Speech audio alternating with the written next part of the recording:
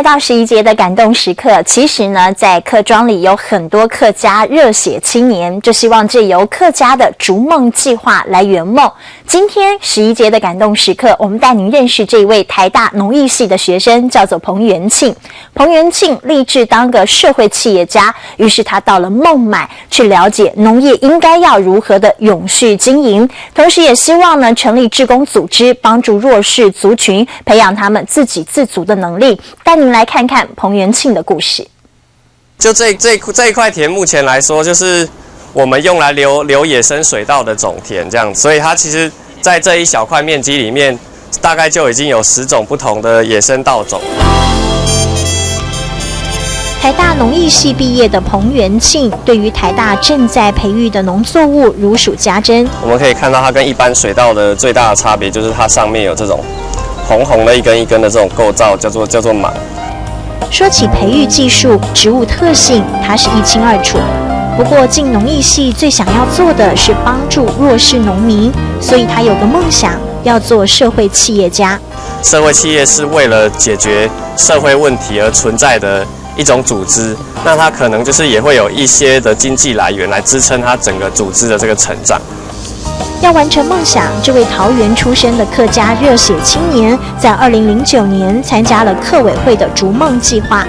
到印度孟加拉、尼泊尔参加国际知名的企业创投组织阿育王的会员，要看看这些志工创投公司如何帮农民远离贫穷。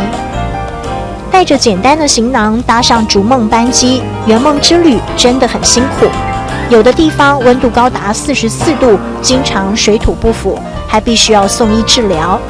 但是他带着客家精神往前冲，希望深入了解志工企业家。不能说只种这个田而已，就是我们不能只拥有技术，我们还要有一些就是说服的能力，去聚集一个组织。要怎么样才可以最贴近当地人民的需求？我觉得就是我从他们这些人上面学到了非常多。彭元庆跟当地农民一起做梨子酱，因为简单的农产品加工可以提高农作物的经济价值，他也亲身体验。他们就已经没有钱去买农药跟肥料，所以去做这个有机农业。就他们多花一些时间，也许去做这些堆肥，那就是他们就可以去节省很多他们的经费这样子。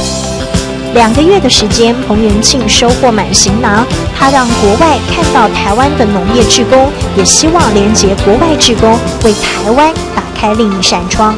不一定是香料啦，当然就是几乎很多的种子都在这里面，我们会把它做分类。他从改良农业技术开始努力，充满正义感的彭元庆，他期许自己也可以成为志工企业家，勇敢前进。